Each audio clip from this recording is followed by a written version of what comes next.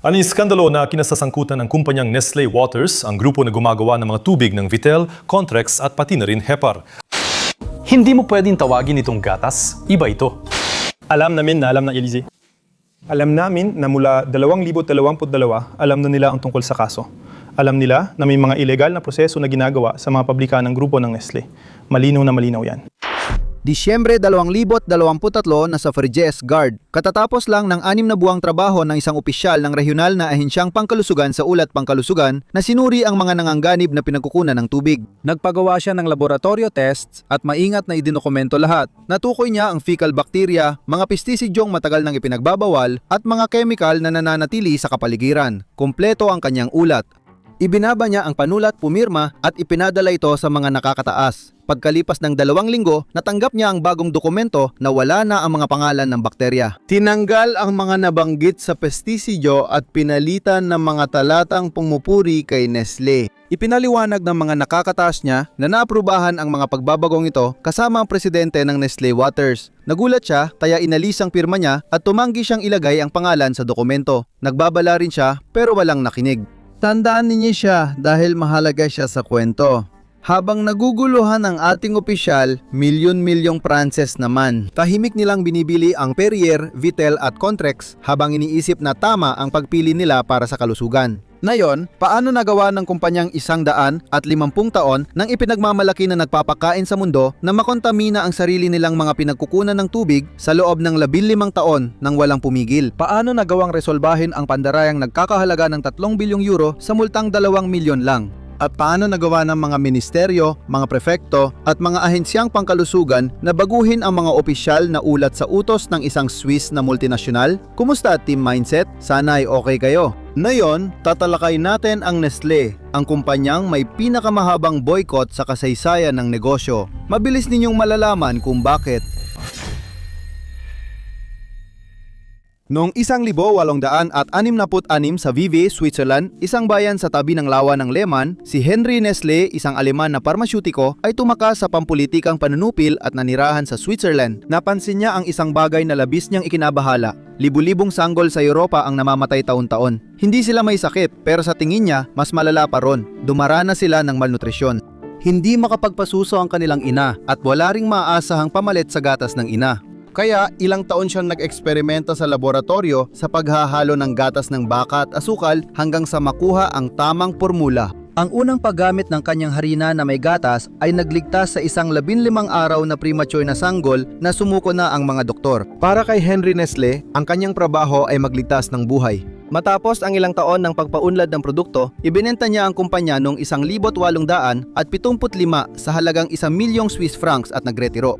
Pumanaw siya noong 1,800 at siyam na po nang hindi niya nalalaman kung ano ang magiging kapalaran ng kanyang pangalan dahil ang mga sumunod na nangyari, hindi niya iyon inaasahan. Sa loob ng 150 taon, ang kumpanyang may kanyang pangalan ay bibili ng daan-daang tatak, magtatayo sa 186 na bansa at magiging nangungguna sa industriya ng pagkain sa buong mundo. Noong 2025 sa unang pagkakataon matapos ng matagal, nagsimulang mawalan ng pwesto ang higanteng kumpanya. Pero babalikan natin yan. Bago yon, may tanong muna ako sa inyo. Ilan sa Nestle products meron kayo sa bahay? Na yun din, baka hindi nyo pa namamalayan pero sasabihin kong may hindi bababa sa 3 produkto kayo. Ang Nestle, yan ay Nescafe, Nespresso, KitKat, Herta, Maggi, Purina, Digos, Nesquik, Smarties, Lion, Buitoni, Chocapic, Cheerios. At hindi lang yan, para sa tubig, may Perrier, Vitel, Contrex, Hipar, San Pellegrino, Aquapana, lahat gawa ng Nestle. Isang Swiss na kumpanya na madalas akalaing Pranses ng mga Pranses. Slogan nila, Good Food, Good Life. Tiyak na ipagmamalaki ito ni Henry Nestle. Tulad ng inaasahan, hindi naging maganda ang lahat. Sa likod ng slogan, may mga sunod-sunod na iskandalong tumagal ng 50 taon. At ang una, ang pinakagrabe, ang pinakakagulat ay nagsimula pa noong dekada 70. Tungkol ito sa mga sanggol na Aprikano.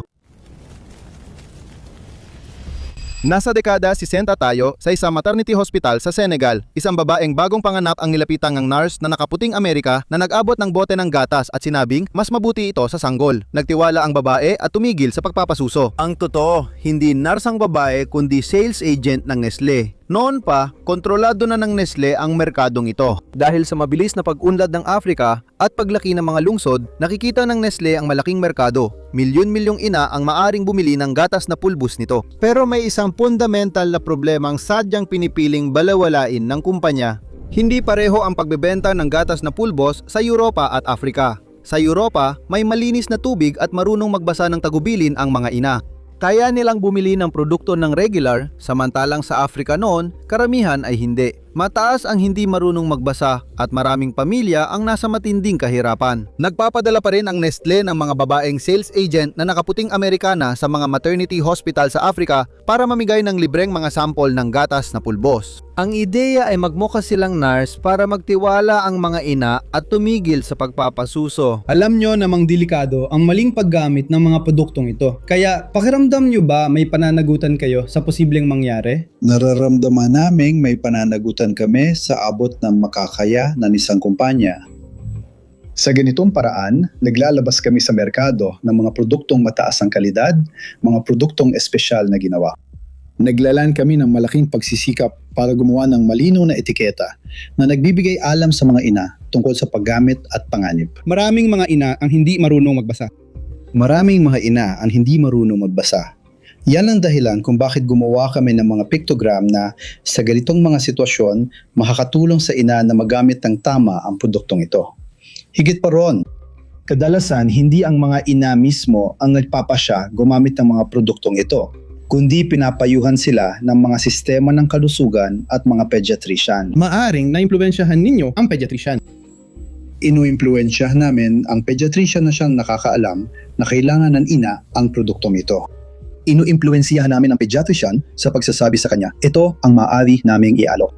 Ito ang maaaring magamit sa ganitong o ganong sitwasyon. Ang problema, pag uwi niya sa bahay, ubos na ang libreng sample at nawala na rin ang natural na produksyon ng gatas dahil nahinto ang pagpapasuso. Kailangan na ngayong bumili ng gatas na pulbos, pero hindi laging kaya ng pamilya. Kaya ang ginagawa nila, dinadagdagan nila ng tubig ang gatas na pulbos para makatipid. Dahil dito, nagkakaroon ng malnutrisyon na lumalala pa. At sa paghahanda ng bote, ginagamit nila ang tubig na meron sila, na kadalasan ay kontaminado. Dahil dito, nagkakaroon ng matinding pagtatae at maraming sanggol ang namamatay. Mahigit 1 milyong bata kada taon ang nagiging biktima ng mga pamalit sa gatas ng ina sa iba't ibang anyo o maling paggamit ng mga ito na may malulubang bunga. Noong 1974 naglabas ang NGO na War on Want ng ulat mula Britanya na pinamagatang The Baby Killer kung saan direktang nasangkot si Nestle. Ang naging reaksyon ni Nestle ay idemanda sa korte ang mga gumawa ng ulat dahil sa paninirampuri. Sa technical na aspeto, nanalo ang kumpanya. Sinabi ng hukom na pwedeng baguhin ng Nestle ang paraan ng pag-aanunsyo nito, isang moral na tagumpay para sa mga nagreklamo. Noong 1977 nagkaroon ng pandaigdigang boycott sa Estados Unidos kung saan umingay ng husto ang ulat. Isa ito sa pinakamalaking labanan ng ikalawang kalahati ng ika-20 siglo at may tuturing ding digmaan dahil tumagal ng 6 na taon. Isang matinding bigmaan sa pagitan ng kumpanyang Nestle sa isang banda at sa kabilang banda, mga organisasyon ng pantatanggol sa mga mamimili. Sinusuportahan ng mga simbahan na nag-boycott sa loob ng 6 na taon sa iba't ibang bansa sa mundo, lalo na sa Estados Unidos at sa Europa. Lahat ng produkto ng kumpanyang ito na marami talagang produkto dahil ito ang pangunahing multinasyonal sa pagkain. Ayon kay Jean-Claude Vifle, ang boycott na natapos noong 1984 ay nagdulot ng masamang epekto. Malaki ang lugi ng Nestle dito, umabot pa sa $3 bilyong ang wala sa kanila. Kumalat ito sa 12-12 ng bansa. Noong 1984 dahil sa pressure, pumirma ang Nestle ng kasunduan sa WHO at nangakong susunod sa mahigpit na kodigo sa marketing. Inalis ang boycott.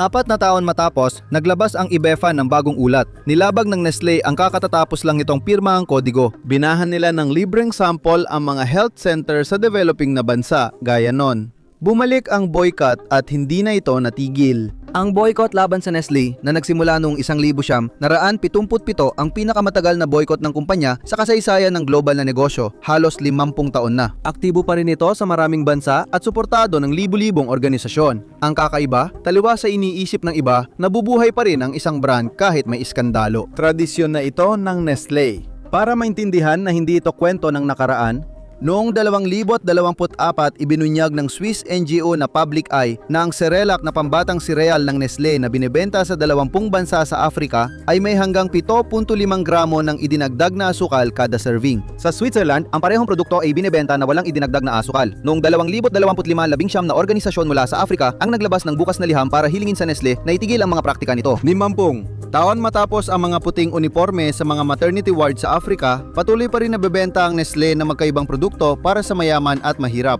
Isa para sa mga merkadong mapanuri, isa para sa mga hindi. Pero ang iskandalo sa mga sanggol, gaano man kalaki, ay bahagi lang ng kwento. Nagpasya rin ang Nestle na gawin yon sa mas mahalagang bagay. Isang inumin na araw-araw ninyong iniinom at may natatanging pananaw ang CEO nito. Ang Nestle ang nangungunang tagagawa ng bottled water sa buong mundo. Perrier, Vittel at iba pa, alam nyo na ang listahan, nabanggit ko na ito sa inyo dati. Imperyo ng tubig na nakabatay sa pangakong likas, ang kadalisayan ng bottled water. Binabayaran nyo ang orihinal na kadalisayan. Para maintindihan ang pananaw ng Nestle sa tubig, kailangan makilala si Peter Brabeck, CEO ng Nestle mula 1900 at 1977 hanggang 2008. Austrian siya na nagsimula bilang nagbebenta ng sorbetes gamit ang truck sa South America at umangat hanggang tuktok ng imperyo. Noong 2005 sa Austria na dokumentaryong Feed the World, inahayag niya ang paniniwala niya sa kamera. Ayon sa kanya, ang paniniwalang akses sa tubig ay pangunahing karapatang pantao ay isang ekstremong pananaw ng mga NGO. At para sa kanya, ang tubig ay dapat magkaroon ng halaga sa merkado tulad ng kahit anong produktong pagkain. Kung hindi natin bibigyan ng halaga ang tubig, hindi magaganap ang mga pamumuhunan na yon. Dahil walang may interes na mamuhunan. Dahil wala kang makukuhang balik na kita. Kumalat sa buong mundo ang video. Matagal ipapaliwanag ng Nestle na labas sa konteksto ang mga sinabi. Sinabi ni Brabeck na hindi niya sinadyang ipahiwatig na ang inuming tubig ay hindi dapat accessible sa lahat. Ngunit habang itinatanggi nila ito naman talaga ang ginagawa noon ng Nestle. Sa Vosges, ang pabrika ng Vittel, Contrex at Epargne ay matagal nang kumukuha ng lokal na tubig sa ilalim ng lupa, kaya bumaba ng 10 metro ang antas ng tubig sa 40 taon. Ang taon ng kakulangan ay nasa 1 milyong metro kubiko. Malupit ang irony. Tuwing tag-init, may mga truck na tangke ng tubig na dumarating para maghatid ng supply ng tubig. Ang tubig sa ilalim ng kanilang paa, binebenta sa supermarket sa halagang 1.5 euro kada bote. Mas masama pa, sa lahat ng panahong yon, kontaminadong tubig ang kinukuha at pinoproseso ni Nestle, hindi malinis na tubig. Imbes na bawasan ang produksyon, dahil alam nyo na ang style niya, hulaan nyo, nakahanap siya ng paraan para matanggal ang problema sa opisyal na ulat. Diyan na papasok ang opisyal mula sa guard na nabanggit ko sa simula. Noong Enero 30, 2024, naglabas ang Le Monde at Cellule Investigation ng Radio France ng investigasyong magbabago ng lahat. Kumapit kayo, kasi kung Nestle tubig ang ininom nyo nung panahong yon, grabe talaga. Ibinunyag ng mga mamamahayag na mula pa noong 2005 halos 20 taon na si Nestle ay nagsasala ng kanilang mga mineral na tubig gamit ang mga proseso na lubos na ipinababawal para sa ganitong uri ng produkto. Aktibong carbon filter, ultraviolet ray at microfiltration ay parehong proseso para linisin ang tubig gripo. Bakit kaya? Kontaminado ang mga bukal ng Perrier, Vittel, Contrex at Hepar dahil sa bakteryang mula sa dumi at matagal nang ipinagbabawal na pestisidyo. PFAS, ang mga chemical na polusyon na tinatawag na walang hanggan dahil naipon ito sa katawan ng tao. Tinatrato ng Nestle ang tubig nila na parang tubig gripo at ibinebenta ito bilang natural na mineral na tubig. Sa bilyon-bilyong bote sa loob ng 20 taon, tinatayang mahigit 3 bilyong euro ang halaga ng pandaraya ayon sa mga ahensya ng gobyerno. Hulaan nyo kung magkano ang multa na napagkasunduan ng Nestle at prosekusyon sa Epinal para tapusin ang investigasyon. Kung nakinig kayo, nabanggit ko na, 2 milyong euro. 0.07% lang ang pinsala. Balikan natin ang opisyal mula Guard. Nang sinusulat niya ang ulat noong Disyembre 2023, hindi pa alam ng publiko ang issue. Talagang pasabog ang isinulat niya tungkol sa fecal bacteria sa delikadong balon, pestisidyo at rekomendasyong pag-isipan ang pagtigil ng produksyon. Ang direktor ng ARS Occitanie, ahensya ng Estado para sa pampublikong kalusugan sa Timog Pransya, ay tinawagan ng presidente ng Nestle Waters isang weekend. Noong Lunes, nag-email siya sa Ministry ng Kalusugan. Ilalantad ito sa publiko ng ulat ng Senado noong Mayo 2025. Sabi niya, nakausap ko ang presidente ng Nestle Waters nitong weekend para i-validate ang dokumento kaya wala ng issue. Hiningi ko rin ang kanilang pahayag para sa susunod na hakbang. Isinama ang mga nakahandang linya ng Nestlé sa opisyal na ulat pangkalusugan ng Estado ng Pransya. Ang ulat ng Senado noong Mayo 2025 matapos ang 6 na buwang investigasyon at mahigit 70 pagdinig ay magtatapos sa isang iskandalong pang-industriya at pampolitika. Naabisuhan na ang Elise mula 2022 at ang Ministry ng Industriya mula 2021.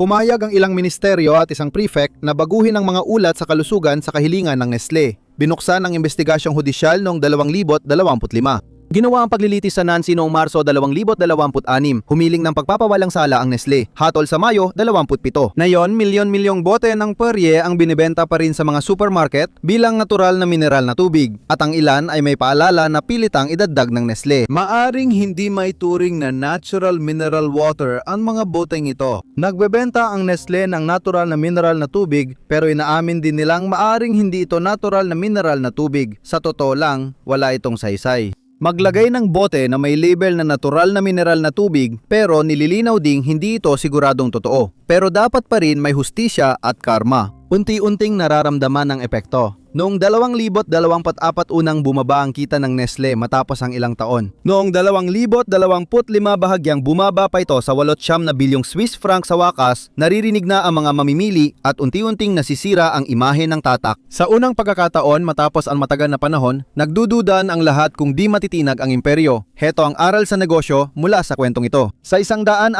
taon, umunlad ang Nestlé sa pagbebenta ng iisang bagay, tiwala, hindi tubig o gatas. Ngayon, nagsisimula nang mawala ang tiwalang yon. Bumaba ang kita, hindi dahil sa kompetisyon o ekonomiya, kundi dahil nagkaroon ng impormasyon ang mga mamimili.